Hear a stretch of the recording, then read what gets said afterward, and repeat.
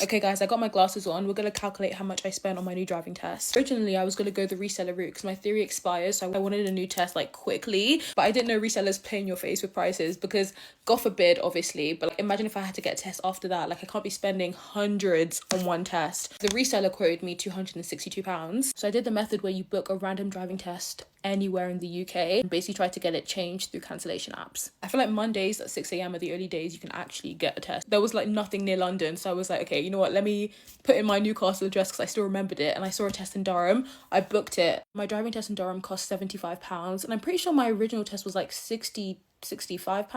After booking that test, I downloaded like cancellation apps, Testy, Test Shift, had them for like a week and a bit, like the free version, because I was honestly trying to save money. I was like, you know what, if I could get a test for free. But with Testy, you can't change the location of the test, so it's only showing tests in Durham. But Test Shift, even on the free version, you can just put the location that you want. So already I'm like preferring Test Shift. But after a week and a half of like no success, I decided to pay for Test Shift. Testy was actually cheaper. I think Testy was like £12 and Test Shift ended up being £17.99. So that brought my total to £92.99. You could add more test locations, so I did that. And I put on the auto approve bit and everything. And I got a test, I think after like a few days, like 5 days. And honestly, I thought that was my total there, that like £93.99.